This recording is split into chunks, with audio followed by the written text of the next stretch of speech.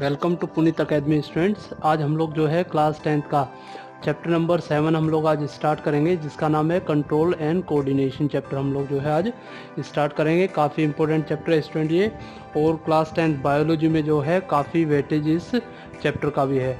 तो आज की क्लास स्टार्ट करने से पहले आज हम लोग जो है एक कोट्स देख लेते हैं, उसके बाद हम अपनी क्लास स्टार्ट करते हैं। तो देखिए जो कोट्स है ये स्वामी विवेकानंद जी की कोट्स है, जिसमें विवेकानंद जी कहते हैं कि strength is life and weakness is death. यानी कि ठीक है, आपकी लाइफ में जो है जो स्ट्रेंथ है वही जो है आपकी लाइफ है, और वीकनेस तो जो है डेथ के ही बराबर मानी जाती है। वीकनेस जो है वो डेथ ही होती है स्टूडेंट। इसका मतलब ये है स्टूडेंट, अगर हम अपना कोई भी काम कर रहे हैं तो हम जो अपने फुल पोटेंशियल के साथ अपने कार्य को करें और उसमें जो है लेजीपन ना दिखाएं, ठीक है, और हमेशा जो है मोटिवेट भी रहें स्टूडेंट।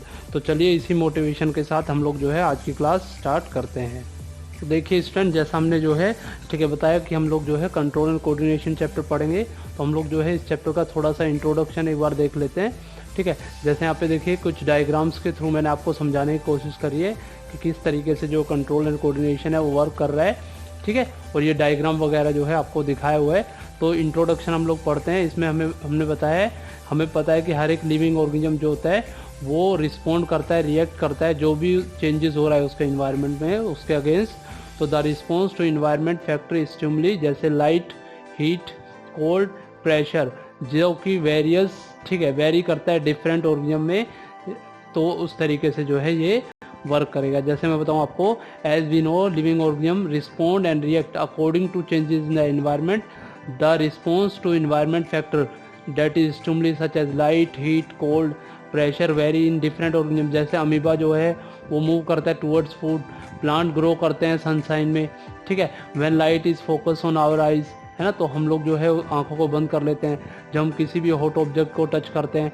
तो इस तरह से जो है हमारी बॉडी जो है उसको डिटेक्ट कर लेती है और उसके लिए जो है रिस्पॉन्ड करती है, ठीक है। इसी तरीके से तो ये ज़रूरी भी है रिस्पॉन्ड करना, क्योंकि कई बार जो है अगर मान लीजिए हम रिस्पॉन्ड नहीं कर पा रहे हैं तो दिस सिचुएशन में भी वेरी डेंजरसफुल, है ना। तो कुछ सिचुएशन जो है बहुत ज़्यादा डेंजरसफुल हो सकती है हमारे लिए, ठीक है। In some way there are so many reaction taking place in our body. इसी तरीके से देखिए हमारे शरीर में बहुत सारे जो है रिएक्शंस हो रहे हैं।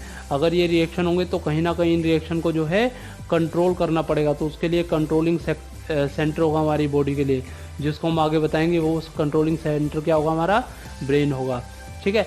इसी तरीके से वो हमारी बॉडी का जो है कंट्रोलिंग सेंटर वर्क करेगा और हमारी बॉडी को इक्विलिब्रियम पोजीशन में बनाए रखेगा। तो हमने बताया कि ऐसा एक कंट्रोलिंग सेंटर होना चाहिए, कोऑर्डिनेटिंग सेंटर होना चाहिए, जिससे ऑर्गेनिज्म जो उसके इन्वायरमेंट में चेंजेस हो रहे हैं, जो कि आपका जो है स्टिमुलस है, जिसको हम लोग कई बार स्टिमुली भी बोलते हैं, तो उनके लिए वो एक्ट कर सके, तो उसके लिए आपका जो है एक कंट्रोलिंग सेंटर होगा। हर ऑर्गेनिज्म में ऐसा होना जरूरी है, अदरवाइज वो सर्वाइव नहीं कर पाएगा। जो भी उसका डेंजर वगैरह आ रहा है इन्वायरमेंट से, उसमें वो सर्वाइव नहीं कर पाएगा स्टूडेंट्स, ठीक है। चलिएगा तो हम पढ़ते हैं कंट्रोल क्या होता है। तो कंट्रोल क्या है, the process by which biological process are regulated is called control. तो वो प्रोसेस जिससे बहुत सारे बॉडी के अंदर होने वाले बायोकेमिकल प्रोसेस जो है वो रेगुलेट हो रहे हैं, हम उसको कहते हैं स्टूडेंट सिंपली कंट्रोल। इसी तरीके से कोऑर्डिनेशन क्या होता है, देखिए बहुत सारी एक्टिविटी हमारी बॉडी के अंदर हो रही है, तो उन एक्टिविटी को एक साथ, ठीक है, एक किसी स्पेसिफिक तरीके से लिंक करना या उसको जोड़ना, ठीक है, उसी को हम बोलते हैं कोऑर्डिनेशन। तो वही लिखा है, in all living organism there are various organ system carrying out various physiological process. These organ system can not work independently, so they must be link to one way or other वे। तो हमने बताया बहुत सारे जो है body के अंदर जो है प्रोसेस हो रहे हैं, तो वो प्रोसेस जो है इंडिपेंडेंटली वर्क नहीं कर सकते हैं, तो हमें एक दूसरे प्रोसेस को साथ में जोड़ना पड़ेगा। तो working together of all this systems, तो इन सिस्टम का एक साथ वर्क होना ही क्या है, कोऑर्डिनेशन होता है। तो हमने देखिए स्टूडेंट यहाँ पे समझ लिया कंट्रोल एंड कोऑर्डिनेशन, ठीक है। तो कंट्रोल क्या है, जितने भी बायोलॉजिकल प्रोसेस हो रहे हैं उसको रेगुलेट करें तो कंट्रोल, और जब उसको एक साथ किसी पर्टिकुलर तरीके से हम वर्क कराएं या एक दूसरे से लिंक करें, ठीक है, तो उसको हम कहेंगे कोऑर्डिनेशन स्टूडेंट। चलिए तो आगे हम पढ़ेंगे नर्वस सिस्टम इन एनिमल्स, है ना। तो नर्वस सिस्टम इन एनिमल्स क्या है, in animals control and coordination जो है वो नर्वस और मस्कुलर टिश्यू के थ्रू प्रोवाइड किया जाता है। The nervous system is comprise of nervous tissue having specialise cell. तो हमारा जो नर्वस सिस्टम होता है उसमें कुछ स्पेशलाइज सेल होती है जिसको हम लोग कहेंगे न्यूरॉन्स और नर्व सेल, जो कि किसी भी होने वाले चेंजेस यानी किसी भी होने वाले स्टिमुली के लिए जो है रिस्पॉन्ड करेगा और कोऑर्डिनेट करेगा एनिमल की जितनी भी एक्टिविटी है उसको। तो nervous system in animal simply मैं कहूँ तो ये नर्वस सिस्टम नर्वस टिश्यू और नर्वस मस्कुलर से होगा। इसके लिए आपका जो है नर्वस सिस्टम में नर्व्स होंगी जो कि स्पेशलाइज सेल होती है जिसको न्यूरॉन या नर्व सेल कहते हैं, जो कि किसी भी स्टिमुली या होने वाले इन्वायरमेंट के चेंजेस को जो है डिटेक्ट करेगी। तो ये किस तरीके से हो सकता है किसी भी एनिमल में, तो it is brought about in on animals with the help of two system, यानी कि इसके लिए हमारी बॉडी में एक नर्वस सिस्टम होगा और एक हार्मोनल सिस्टम होगा जिसको हम लोग सिंपली कहते हैं एंडोक्राइन सिस्टम होगा स्टूडेंट। ठीक है, तो ये इन दोनों सिस्टम से ही हमारी बॉडी जो है कंट्रोल एंड कोऑर्डिनेशन करती है। ठीक है, तो ज़रा एक बार इसको जो है हम नोट्स में और देख लेते हैं, फिर यहाँ से हम इसको डिस्कस करेंगे। तो देखिए नोट्स में क्या बताया हुआ आपको, यहाँ पे बताया कंट्रोल एंड कोऑर्डिनेशन की definition, all living organism respond and react to changes in the environment around us, the changes in the environment to which organism respond and react, हम उसको कहेंगे स्टिमुली। तो बेटा light, heat, cold, sound, smell, touch, ये सब क्या हमारे लिए स्टिमुली है। तो प्लांट और एनिमल जो है अलग अलग तरीके से अपने स्टिमुली के लिए जो है रिएक्ट करते हैं या रिस्पॉन्ड करते हैं। ठीक है, चलिए बाकी मैंने आपको बताया कंट्रोल और कोऑर्डिनेशन इन एनिमल्स में आपको नर्वस और एंडोक्राइन सिस्टम आपका होता है। ठीक है, चलिए तो नर्वस सिस्टम अब हम लोग जो है डिस्कस कर लेते हैं, काफ़ी इंपॉर्टेंट टॉपिक आपका ये रहेगा। ठीक है, तो चलिए इसमें सबसे पहले हम लोग पढ़ लेते हैं फंक्शन ऑफ नर्वस सिस्टम क्या है। ठीक है, कई बार एग्जाम में इसको पूछा हुआ है। तो फंक्शन क्या है, it regulate voluntary and involuntary movement of the body. तो ये जो है हमारी वॉलंटरी और involuntary movement of the body को कैरी करता है। वॉलंटरी मूवमेंट वो होती है जो अपने आप हो जाती है, जो हमें हमारी विल की हेल्प से होती है, यानी कि हम जब चाहें तभी किसी भी पार्ट को जो है मूव करा सकते हैं बॉडी पार्ट्स को। और इनवॉलंटरी ऐसी मूवमेंट्स होती हैं जो कि अपने आप होने वाली मूवमेंट होती हैं। तो ये दोनों को ही रेगुलेट करता है। दूसरा, it collect information from outside the world through sense organ, जैसे ईयर, नोज, टंग, स्किन, इसको हम और पढ़ेंगे डिटेल्स में, और उसको जो है इंटरप्रिटेट करता है। ठीक है, अपने अकॉर्डिंग। ठीक है, तो इस तरह से नर्वस सिस्टम यहाँ पे काम करता है। It help in thinking and reasoning में भी हेल्प करता है। It control the reflex action of the body को भी वो कंट्रोल करता है। आगे पढ़ेंगे रिफ्लेक्स एक्शन और रिफ्लेक्स मूवमेंट। ठीक है, it enable us to remember thing, और ये हमें जो है चीज़ों को याद करने में भी मदद करता है। तो चलिए हम लोग पढ़ लेते हैं नर्वस सिस्टम। ठीक है, तो नर्वस सिस्टम हमने बताया in animal control coordination provided by nervous and muscular system, ये अभी मैंने बताया आपको। The nervous system is comprise of nervous tissue having a specialised cell called neuron और nerve cell to respond to stimuli and coordinate the activity, ये भी आपको अभी मैंने बताया। तो नर्वस सिस्टम जो है वो हमारा काम करता है कंट्रोल कोऑर्डिनेशन में। तो ह्यूमन की बात करें तो the nervous system in human consist of two part. Central nervous system होता है बेटा, पेरिफेरल नर्वस सिस्टम होता है आपका। ठीक है, हम मेनली दो ही सिस्टम की बात करेंगे, हालांकि अदर सिस्टम्स भी आपके होते हैं। ठीक है, सेंट्रल नर्वस सिस्टम को हम CNS और पेरिफेरल नर्वस सिस्टम को हम लोग PNS भी कहते हैं। ठीक है, तो इसको लिख भी सकते हैं आप, central nervous system is CNS यानी कि सेंट्रल नर्वस सिस्टम।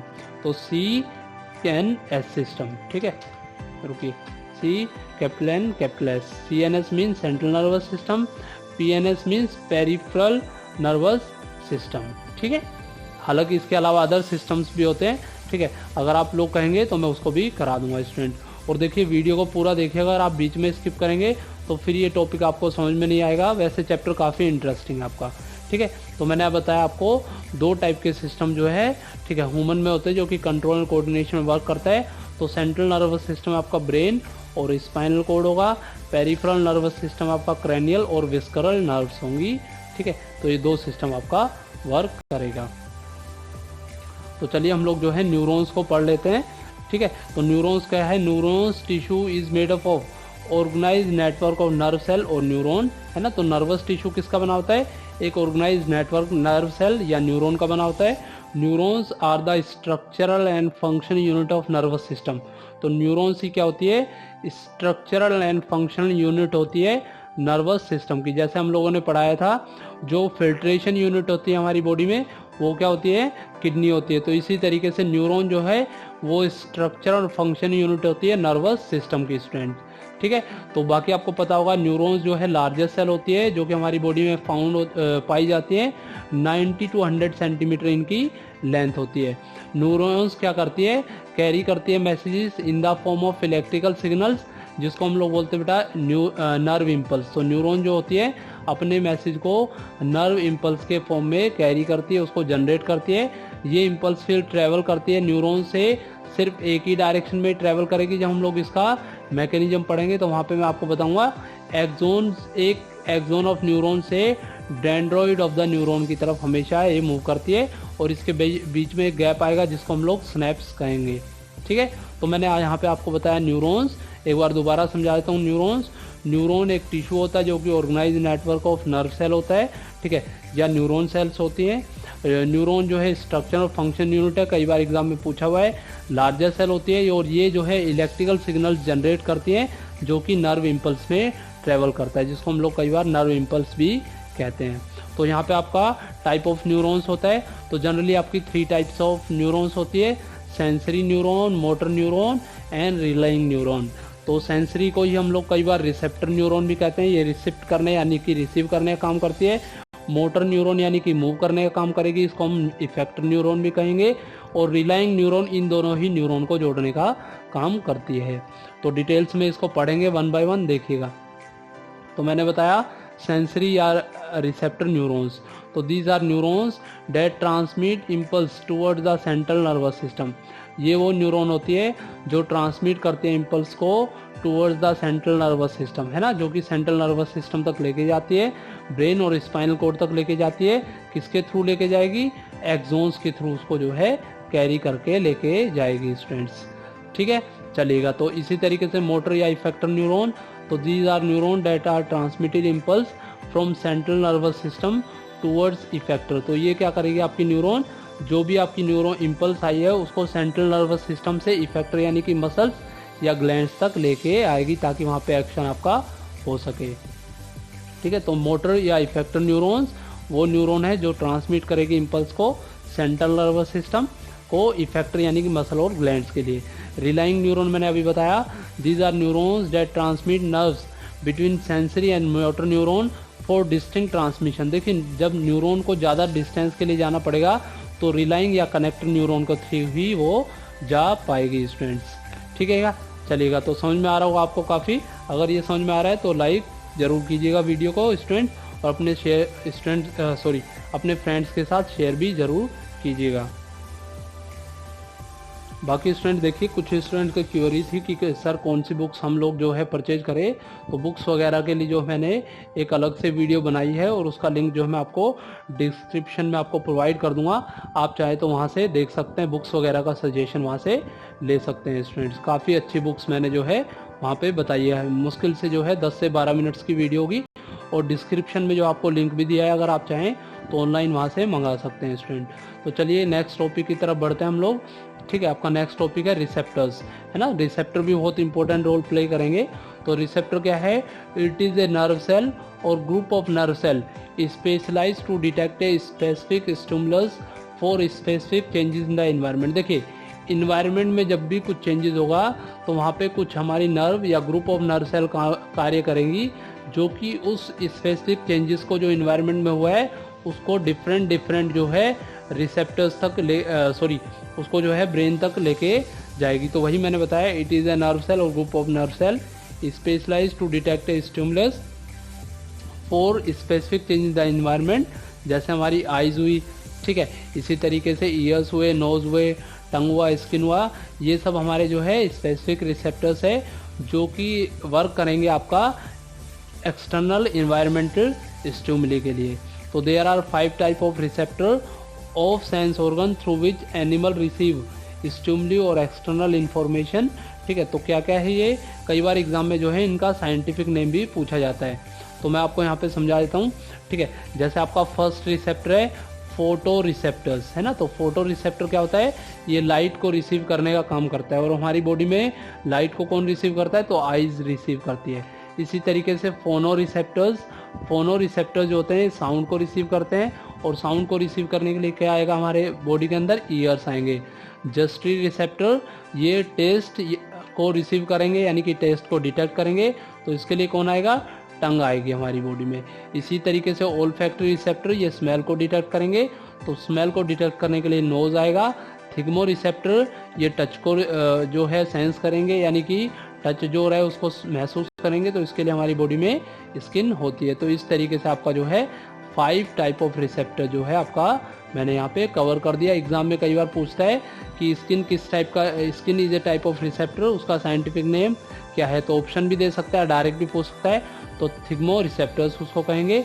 बाकी ठीक है, लाइट के लिए फोटो रिसेप्टर्स आपका होता है, तो यहाँ से आप उसको पढ़ सकते हैं स्टूडेंट्स।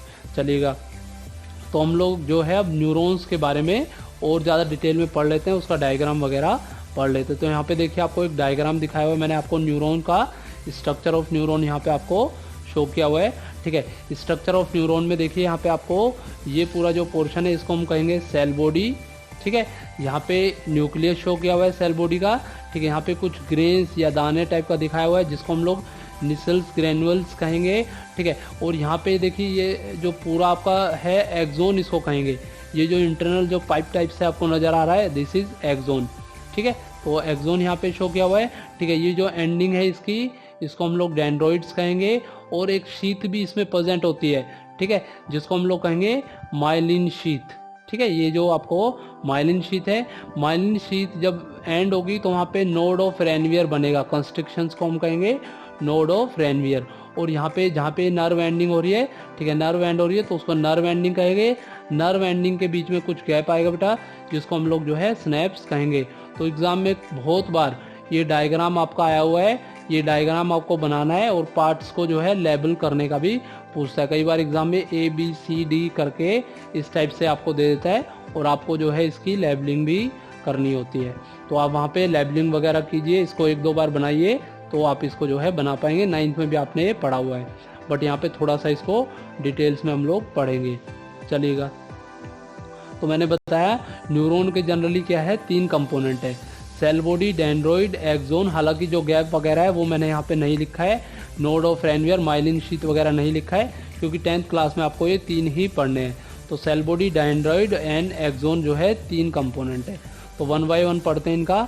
सेल बॉडी या साइटोन क्या होता है, तो द सेल बॉडी और साइटोन, ठीक है, of a neural is like a typical cell containing nucleus. तो आपकी सेल बॉडी या साइटोन क्या होता है, इसमें न्यूक्लियस होता है, ग्रेनुलर साइटोप्लाज्म होता है। This cytoplasm is called neuroplasm. इस साइटोप्लाज्म को क्या कहेंगे, बहुत इंपॉर्टेंट नाम है न्यूरोप्लाज्म, इसको हम नाम देंगे। ठीक है, न्यूरोप्लाज्म कहेंगे। साइटोप्लाज्म के अंदर आपका जो है माइटोकॉन्ड्रिया, गोल्जी अपरेटस और न्यूरोफिब्रिल्स प्रेजेंट होता है, और कुछ स्पेशलाइज ग्रेनुअल्स जिसको हम निसल्स ग्रेनुअल या निसल ग्रेनुअल्स कहते हैं वो भी प्रेजेंट होता है। तो these Nissl granules are characteristics of nerve cell, यानी कि नर्व सेल की जो स्पेशलिटी है वो किसकी वजह से आती है, इस निसल्स ग्रेनुअल के वर्किंग की वजह से ही आती है। तो एक बार रिपीट करता हूँ इसको मैं आपको। ठीक है, the cell body of a neuron is like a typical cell containing nucleus, granular cytoplasm. The cytoplasm is called neuroplasm. इसके साइटोप्लाज्म के अंदर माइटोकॉन्ड्रिया, गोल्जी अपरेटस, न्यूरोफिब्रिल्स और specialised granules, Nissl granule present होते हैं। The Nissl granules are characteristics of nerve cell. Cell body is concern with metabolic maintenance of the cell. तो ये cell का जो है मेटाबॉलिक मेंटेनेंस एंड ग्रोथ भी करती है। तो ये मेंटेनेंस एंड ठीक है ग्रोथ ऑफ द सेल भी ये करेगी स्टूडेंट्स। ठीक है, तो इम्पोर्टेंट है, एग्जाम में कई बार पूछा जाता है, इसके पार्ट्स की वर्किंग वगैरह से भी पूछ सकता है। तो नेक्स्ट है आपका dendroids. Dendroid are short and branch. ठीक है, तो डेंड्रॉइड जो होते हैं शॉर्ट और ब्रांच प्रोसेसेस होते हैं, कनेक्टेड टू साइटोन होते हैं। These conduct impulse towards the cell body. तो इनका मेन काम क्या होता है, सेल बॉडी तक इम्पल्स को कैरी करके लेके आने का काम होता है। इसी तरीके से आपका जो है एक्सोन होता है।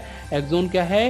It is a single elongated fibre of uniform diameter arising from cell body. The axon conduct, अब ये एक्सोन का फंक्शन बताया है, the axon conduct nerve impulse away from the cell, cell से दूर लेके आने का काम करेगा। द एक्सोन में इंसुलेटिंग और प्रोटेक्टेड शीथ होती है, जिसको मैंने अभी आपको नाम बताया, myelin sheath around it. The nerve fibre having myelin sheath, उसको हम लोग बोलते हैं myelinated nerve fibre, and those without this sheath are called non myelinated nerve fibre होते हैं।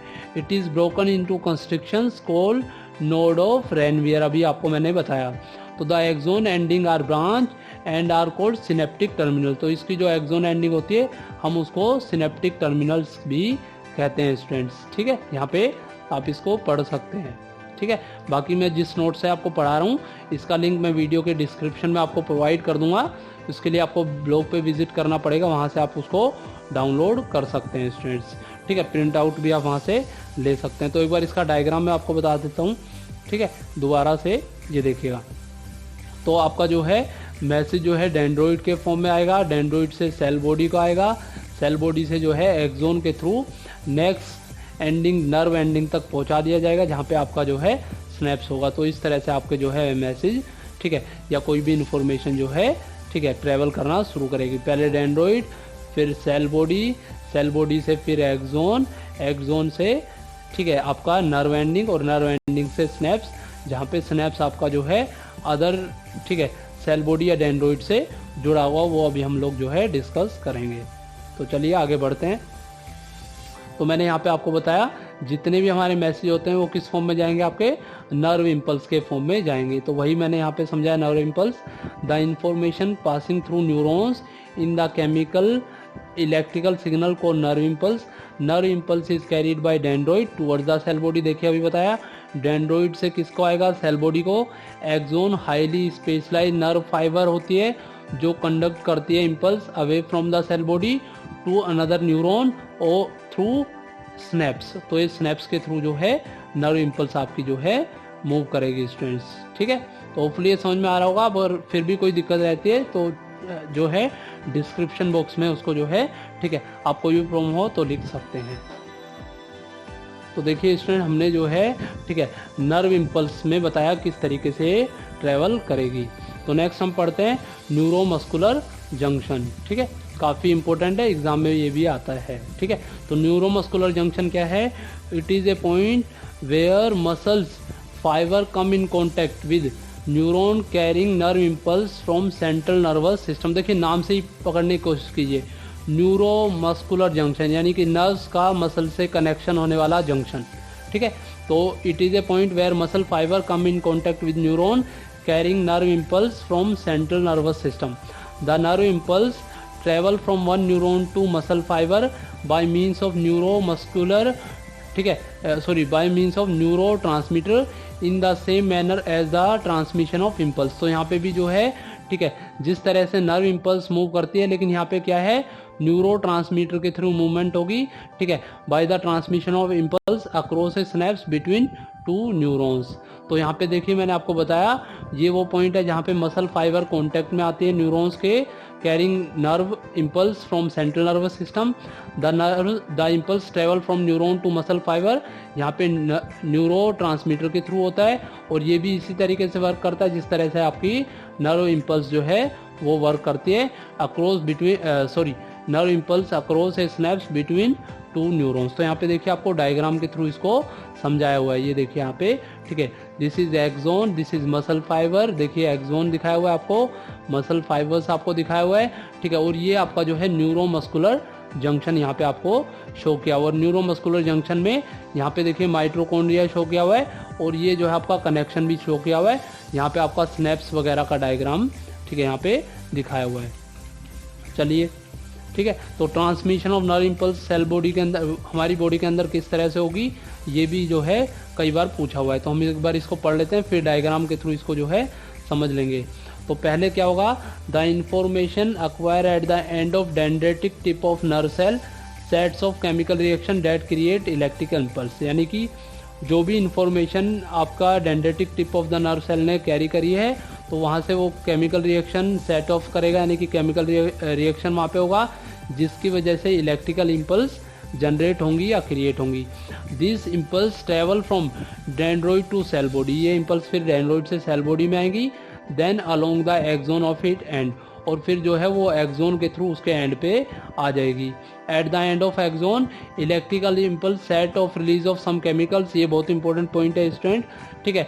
एंड ऑफ द एक्सोन में जो है इलेक्ट्रिकल इम्पल्स जो है दोबारा से कुछ केमिकल्स को सेक्रेट करेगी, यानी कि रीसेट करेगी।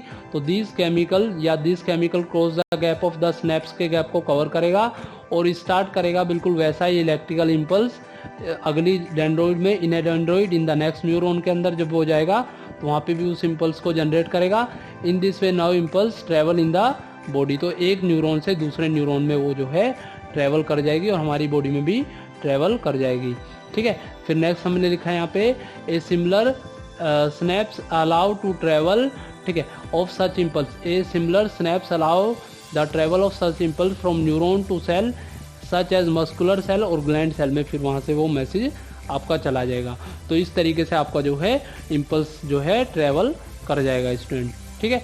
चलिए इसको डायग्राम के थ्रू हम लोग जो है देख लेते हैं, काफ़ी इंपॉर्टेंट रहेगा। अगर आप इतना नहीं लिख पाओ तो आप डायग्राम ज़रूर बना दीजिएगा, क्योंकि सीबीएसई में या किसी बोर्ड में जो है साइंस के अंदर डायग्राम के भी मार्क्स होते हैं, उसके थ्रू भी अगर आप कोई इन्फॉर्मेशन बताते हैं तो पूरा मार्क्स आपको दिया जाएगा। तो देखिए यहाँ पे स्टिमुलस है, स्टिमुलस से फ्लो ऑफ इम्पल्स होगा, रिसेप्टर या सेंसरी न्यूरॉन जैसे आईज स्किन उसको रिसीव करेगी, फिर फ्लो ऑफ इम्पल्स होगा वो सेंसरी न्यूरॉन्स पे जाएगा, वहाँ से फ्लो होगा तो रिलाई न्यूरॉन्स पे जाएगा, रिलाई से मोटर न्यूरॉन्स में जाएगा, मोटर न्यूरॉन से इफेक्टर मसल या ग्लैंड सेल में जाएगा। तो इस तरह से आपका जो है, ठीक है, एक रिस्पॉन्स जनरेट हो जाएगा। तो this is the pathway of impulse in the nerve coordination. तो नर्व कोऑर्डिनेशन में इस तरह से पाथवे होगा। तो रिसेप्टर से सेंसरी, सेंसरी से रिलाई, रिलाई से मोटर, मोटर से इफेक्टर और फिर जो है रिस्पॉन्स आपका जनरेट होगा, ठीक है। बाकी हम लोग जब आगे पढ़ेंगे इसको तो एक बार आपको जो है दोबारा इसको मैं बताऊंगा। तो अब हम लोग स्नैप्स देख लेते हैं स्टूडेंट्स। तो स्नैप्स मैंने बताया the gap between neurons where nerve impulse passes from one neuron to another is known as synapse. तो स्नैप्स ये वो स्मॉल गैप है जिसमें, ठीक है, दो न्यूरॉन्स के बीच में जब नर्व इम्पल्स ट्रेवल करेगी एक न्यूरॉन से दूसरे में तो उसको हम स्नैप्स कहेंगे। तो यहाँ पे देखिए मैंने डायग्राम के थ्रू आपको जो है स्नैप्स समझाया हुआ है। ये देखिएगा, ये मान लीजिए कोई भी एक न्यूरॉन है तो ये दूसरी न्यूरॉन से जुड़ी हुई है, ये देखिएगा, ठीक है, दूसरी न्यूरॉन्स के थ्रू जुड़ी हुई है। तो यहाँ पे आपका जो गैप आएगा वही आपका स्नैप्स होगा, ठीक है। ये देखिए एक्सोन, ठीक है, दिस इज द एक्सोन, ठीक है, एंडिंग है, एक्सोन एंडिंग है, this is the dendroid of the other. तो इस तरह से जुड़े होंगे, ठीक है। तो आप यहाँ से इसको कवर कर सकते हैं। चलिएगा, तो नेक्स्ट हमारा जो टॉपिक है अब तो, ठीक है, इसको आज हम फिनिश कर लेते हैं, बाकी हम नेक्स्ट क्लास में इसको पढ़ेंगे। तो न्यूरोट्रांसमीटर मैंने बताया, these are chemical substances responsible for transmission of nerve impulse across the synapse. तो देखिए बहुत इंपॉर्टेंट है, न्यूरोट्रांसमीटर केमिकल जो है वो सेक्रेट होता है जब ट्रांसमिशन ऑफ नर्व इम्पल्स जो है क्रॉस करती है स्नैप्स को। The main neurotransmitter is acetylcholine जो है आपका जो है, ठीक है, न्यूरोट्रांसमीटर होता है, या एसिटल क्लोलाइन जो है इसको बोला जाता है। तो ये आपका जो है मेन न्यूरोट्रांसमीटर होता है। काफ़ी बार जो है इसको भी पूछा हुआ है एग्जाम में। तो दोबारा बताता हूँ एक बार इसको, neurotransmitter are chemical substance responsible for transmission of nerve impulse across the synapse. The main neurotransmitter is acetylcholine जो है आपका न्यूरोट्रांसमीटर होता है। बाकी देखिए हमारी जो नर्व इम्पल्स होती है बेटा, इसकी कुछ लिमिटेशंस भी होती हैं। क्या क्या लिमिटेशंस वो हम लोग जो है यहाँ पे पढ़ लेते हैं। बाकी हमें पता है हमारा जो इलेक्ट्रिकल इम्पल्स होता है वो एक एक्सीलेंट मीन होता है transmission of information for fast response to stimulus. But क्या क्या लिमिटेशन है वो देखिए। तो इसकी फर्स्ट लिमिटेशन आपकी, ठीक है, the electrical impulse will reach only to cell which are connected by nerves tissue. मतलब आपकी इलेक्ट्रिकल इम्पल्स ओनली उन्हीं सेल तक पहुंचेगी जो कि आपकी कनेक्ट है नर्व टिश्यू से, ना कि उन सेल तक जो कि वहाँ पे कनेक्टेड नहीं है। यानी कि, ठीक है, the electrical impulse will reach only to cell which are connected by nervous tissue will not reach each and every cell in the human या एनिमल बॉडी में वो वहाँ पे नहीं पहुँचेगी। जो सेल उससे कनेक्ट नहीं है वहाँ पे नहीं पहुँचेगी। इलेक्ट्रिकल इम्पल्स जनरेटिंग सेल, एक सेल में जब जनरेट करेंगे और ट्रांसमिट करेंगे, the cell will take some time to reset its mechanism, और जो सेल है वो अपना मैकेनिज्म जो है रीसेट करेगी before it generate and transmit new nerve impulse. तो बाद में जब वो कोई दूसरी नर्व इम्पल्स जो जनरेट करेगी तो उसमें जो है वो कुछ टाइम ज़रूर लेगी। ठीक है, तो इस तरह से ये आपकी जो है 2 लिमिटेशन आपकी नर्व इम्पल्स की बनती है, जो मैंने आपको जो है पूरा बता दिया स्टूडेंट्स। तो होपफुली स्टूडेंट आपको ये वीडियो समझ में आई होगी। अगर आपको ये वीडियो समझ में आई है तो लाइक, शेयर और सब्सक्राइब जरूर कीजिएगा। साथ में जो आपको बेल का आइकन गिवन है उसको भी हिट कीजिएगा, ऑन कीजिएगा, ताकि मेरी वीडियो की नोटिफिकेशन आपको ठीक है साथ के साथ मिल सके स्टूडेंट। Thank you students.